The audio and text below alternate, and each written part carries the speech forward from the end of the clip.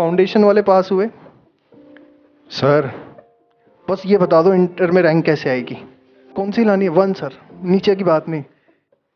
पहला महीना निकलता है, बोथ ग्रुप वाले होते हैं सर, 1 दे सकते हैं क्या? वो जब पढ़ाई का स्टडी आवर्स 10 to 12 से घट के 3 to 4 आवर्स पे आ जाता है, 5 आवर्स पे आ जाता है, तो फिर क्या होता है? ग्रेजुअली ऑटोमेटिकली टारगेट भी स्क्वीज होना शुरू हो जाते हैं। ऐसा नहीं है कि सिलेबस बहुत ज़्यादा हो गया, ऐसा नहीं है कि यहाँ पे पेपर साक्षात सरस्वती माता बना के भेजेंगी और ब्रह्मा जी उसे चेक करेंगे और आपको फेल कर देंगे, ऐसा कुछ नहीं है। वो एक सिंगल डे आता है, सिंगल डे, जिस दिन आपकी हैप्पीनेस की कोई लिमिट नहीं होगी, आप बहुत इंजॉय कर रहे होगे, सारे आपके एफर्ट्स पे कर देंगे, लेकिन वो सिंगल डे ऐसे नहीं आता, ये आपको बता दूं। मोदी आज मोदी बना हुआ तो सबको दिखता है, लेकिन उस मोदी के पीछे के एफर्ट्स नहीं दिखते।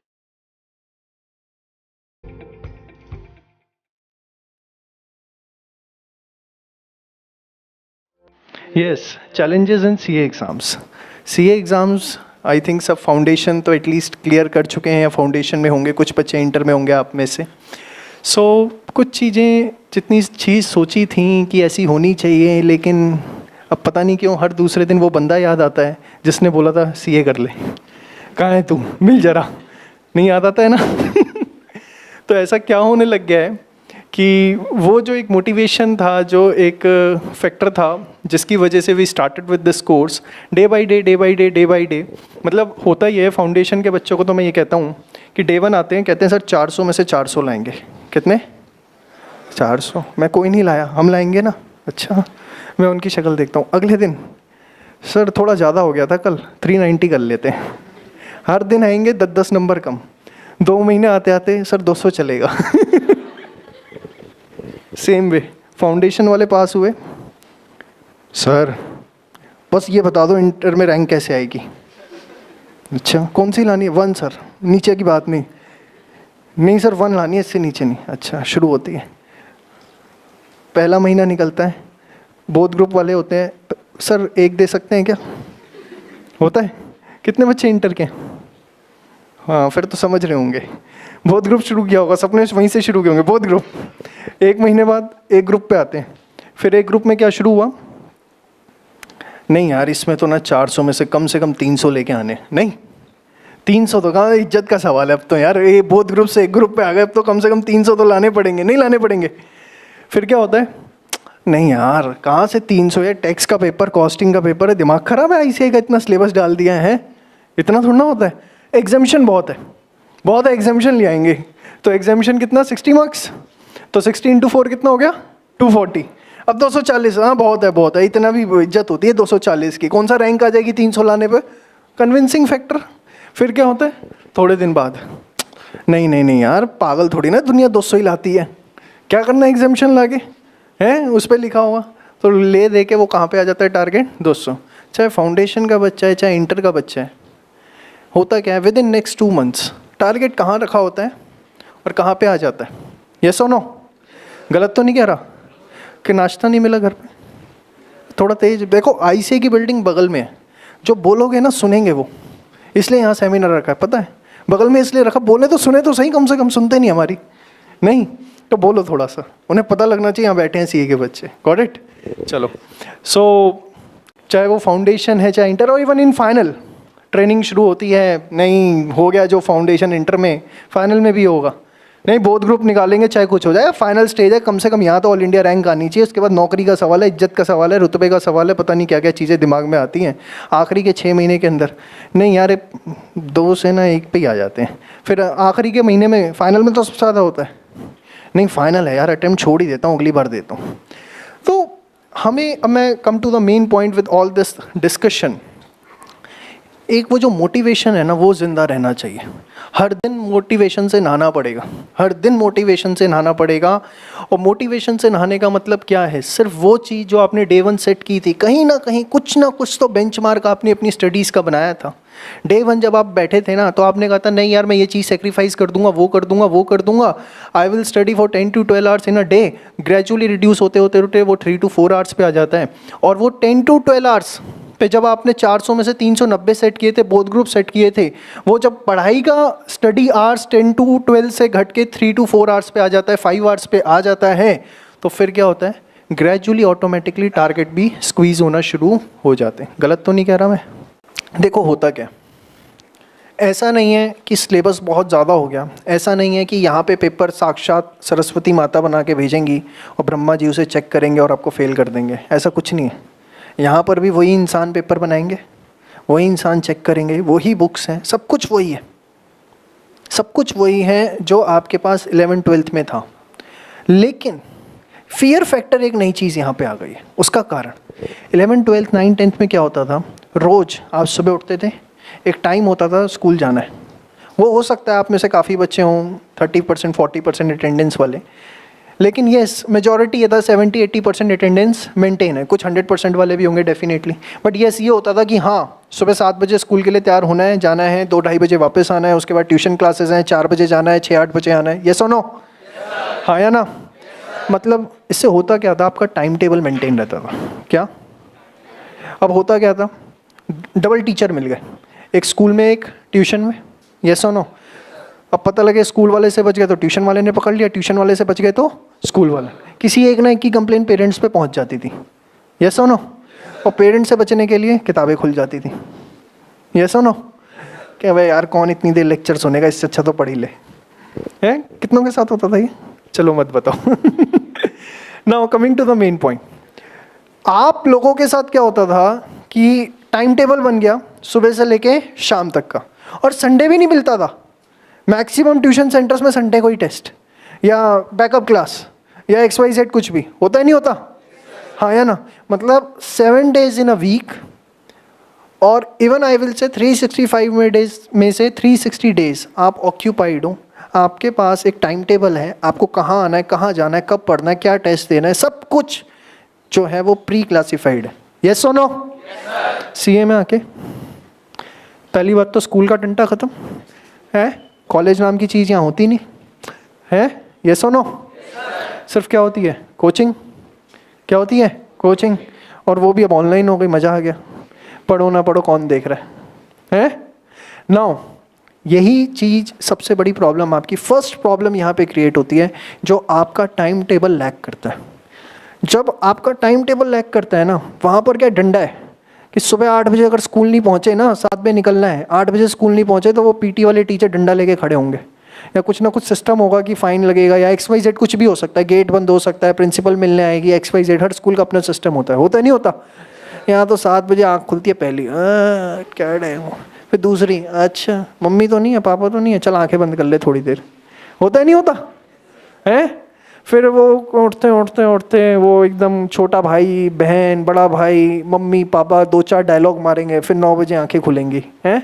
फिर 9 बजे आँख खुलने के बाद नहाने धोने जाना है, बैठते बैठते नाश्ता करते करते पहले स्टार्टिंग के 1 हफ्ते में 10 बजते हैं, फिर 10:15 बजने शुरू हो जाते हैं, फिर 10:30 बजने शुरू हो जाते हैं, फिर 2 महीने आते आते 11 बजने चालू हो जाते हैं। नहीं, फिर जब 11 बजने चालू हो जाते हैं, यार आधा दिन तो निकल गया, मैंने किया क्या? नहीं, मतलब सबसे बड़ी चीज़ आपका टाइम टेबल लैग करता है। मानते हो नहीं मानते हो? हाँ या ना? और ये टाइम टेबल जब लैग करता है, आपको डाउन द लाइन ये बात बहुत अच्छे से पता है क्या, कि मेरे जो स्टडी आवर्स होने चाहिए वो मेरे स्टडी आवर्स एट प्रेजेंट है या नहीं है। और वो फिर ऑटोमेटिकली फियर फैक्टर जो आपका है वो अपनी जगह बनाना शुरू कर देता है। यस सुनो, हाँ या ना? मैं आपको बताता हूँ, आपको पता होगा काउंसलिंग सेशंस होते हैं मेरे काफ़ी अपने कोर्सेज के अंदर। 100 में से 50 से ज़्यादा बच्चे, सर डर लग रहा है। क्यों सर? पता नहीं। अब उसके बाद धीरे धीरे एनालाइज किया ऐसा क्यों होता है, तो सर पढ़ाई नहीं हो पाती। क्यों नहीं हो पाती? तो ये मेरे इनपुट्स नहीं आएगी, कुछ मैंने एनालाइज नहीं किया। ये आप जैसे प्यारे प्यारे बच्चे आते हैं, बातों बातों में उनसे पूछता हूँ, वो थोड़े थोड़े इनपुट्स देते हैं कि सर पहले तो मैं इतने बजे उठ जाता था, अब इतने बजे उठता हूँ, अब ये होता है अब वो होता है, इस वजह से मेरी सारी डिस्टर्बेंस शुरू हो गई। देखो, टाइम टेबल बहुत ज़रूरी है। बिना टाइम टेबल के ये जो आपका सेल्फ डिसिप्लिन है ये ख़त्म हो जाएगा, और ये सेल्फ डिसिप्लिन ख़त्म होना शुरू होता है ना, और धीरे धीरे फियर फैक्टर आना शुरू हो जाता है। एक बात ध्यान रख लो, अगर सीए बनना है, बनना है? पक्का? श्योर? मुझे आईसीआई में आवाज़ नहीं गई, वो रिजल्ट वहीं बनता है, तुम्हें पता है? हैं? तो एक बार जरा ऐसे बोलना, आवाज़ जानी चाहिए। सीए बनना है? गुड। तो सबसे पहली चीज़ अपने रूटीन के अंदर डाल लो कि सुबह 3 बजे उठना है। अब तो नींद आनी शुरू हो गई। सुबह 3 बजे। देखो उसका कारण क्या है? ना आप किसी को परेशान कर सकते, क्योंकि आपने किसी को परेशान किया तो सामने से दुआएं मिलेंगी। क्या सुबह सुबह काम धाम नहीं है क्या? और ना आपको कोई परेशान कर सकता। सुबह जब आप 3 बजे उठते हो, सबसे बड़ा एडवांटेज कि आपको कोई परेशान नहीं करेगा, ना आप किसी को परेशान करोगे। और विश्वास मानो 3 बजे से लेके एटलीस्ट 6 बजे तक का टाइम, ये जो पहले 3 घंटे का टाइम है ना, आप अपनी प्रोडक्टिविटी चेक कर लेना। मेरे कहने से अगर चल के सेमिनार में यहाँ तक आए हो ना, कुछ सीखने आए हो, तो अगले 7 दिन इसको ट्राई कर लेना कि सुबह 3 बजे उठ के पढ़ाई करनी है। 3 से 6 का अपना आउटपुट चेक कर लेना, कम से कम मल्टीप्लाई बाय 2 दिखेगा। मतलब इन रेगुलर डेज जितना आप 6 से 7 घंटे में पढ़ते हो, आप देखोगे कि मॉर्निंग में 3 से 6 में आपकी उतनी पढ़ाई हो जाएगी। 6 बजे के बाद क्या होता है? पहले मोटर चलनी शुरू होती है घर की, ढूं है, हल्की हल्की आवाज़ आनी शुरू होती है। फिर 6:30 पौने 7 पड़ोसियों का कुकर चालू हो जाता है। फिर 7 बजे अपने घर के चालू हो जाते हैं। आप देखोगे 6 बजे के बाद धीरे धीरे प्रोडक्टिविटी का लेवल कम होना शुरू हो जाएगा। फिर थ्रू आउट द डे वो डिस्टर्बेंस मेंटेन रहती है। शाम को आप देखोगे जनरली 6 बजे घर में पेरेंट्स आना शुरू हो जाते हैं, भाई बहन आने शुरू हो जाते हैं, सीरियल फेवरेट आने शुरू हो जाते हैं, कुछ ना कुछ मूवमेंट घर में बढ़ जाती है 6 बजे के आसपास। ये सुनो, फिर आप देखोगे शाम को 6 बजे से लेके 8:30-9 बजे तक आपकी प्रोडक्टिविटी होती है।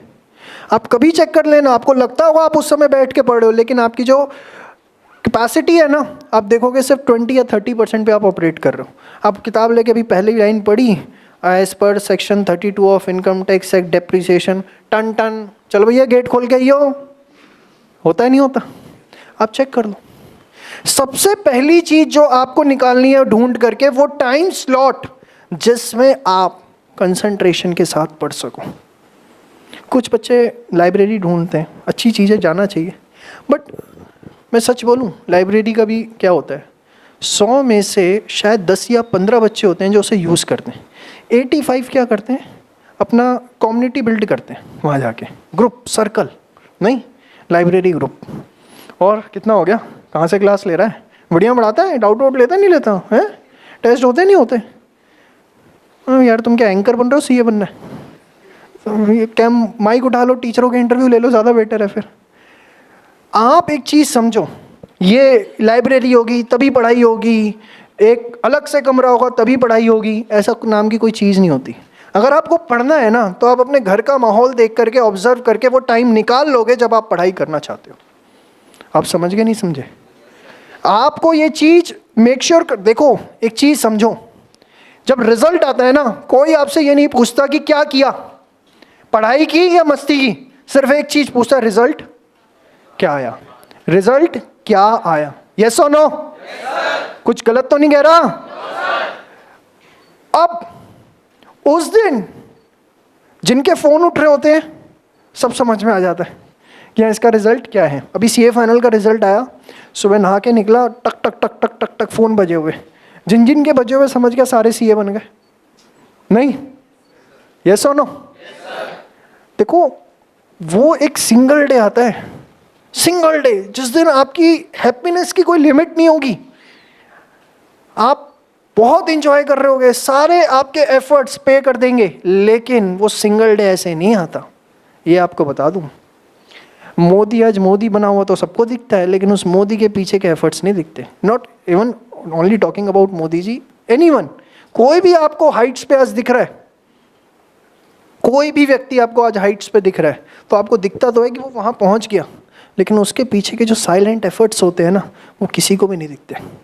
याद रखो, ये साइलेंट एफर्ट्स तो हर किसी को मारने पड़ेंगे, इसका कोई सब्स्टिट्यूट नहीं है, इसका कोई भी ऑप्शन आपके पास अवेलेबल नहीं है, हर बच्चे को करना पड़ेगा। देखो हिंदुस्तान पता है कितनी आबादी है? 150 करोड़ के आसपास पहुंच चुकी होगी, और गवर्नमेंट 130 करोड़ कहती है, बात अलग है। 150 करोड़ के आसपास है। इस 150 करोड़ की भीड़ में आगे निकलना है, सोचो, इट्स नॉट ईजी। आपको पता है ना, अब तो शायद हट गया, इकोनॉमिक्स में पहले होता था कि हर वर्ल्ड में हर 6 में से एक व्यक्ति इंडियन है। ये पता होना चाहिए, every 6th person in the world is Indian. Yes और नो? अब वहाँ पर अगर आप सोचो कि आराम से बैठे रहें, हाथ पे हाथ रख के चीज़ें अपने आप मूव ऑन हो जाएं, चैलेंजेस तो आएंगे। मेरी बात ये सुन लेना ध्यान से, चैलेंजेस तो आपके सामने आएंगे ही आएंगे। अगर आप उसे चेतावनी समझ के पीछे हट जाओगे, क्या चेतावनी, चेतावनी समझ गए, वार्निंग लिखा होता है ना, वार्निंग, 440 वोल्ट का झटका लग सकता है, कृपया दूर रहे, तो बंदा वैसे ही दूर है नहीं? यस और नो? पक्का? तो चैलेंजेस तो आएंगे। अब या तो उसको चेतावनी समझ लो, नहीं, यस और नो, या उसे अपॉर्चुनिटी समझ लो कि नहीं यार ये एक बहुत बड़ी अपॉर्चुनिटी है, मुझे कुछ ना कुछ यहाँ पे करके दिखाना है। यस और नो? पक्का?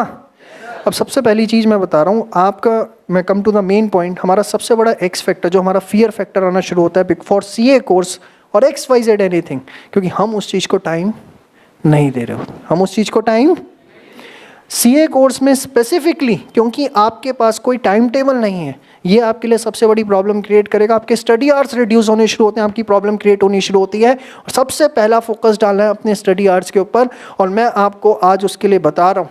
देखो, एक ऑल्टरनेटिव वे आउट ये भी बहुत अच्छा है, जिसको मैं मानता हूँ कि ठीक है, कि अगर आप रात को 11 बजे से सुबह 6 बजे तक पढ़ते हैं, अब दिन में सो कोई फ़र्क नहीं पड़ता, लेकिन पढ़ाई का एक ऐसा समय जहां आपकी ज़ीरो डिस्टर्बेंस है, वो आपको चाहिए ही चाहिए।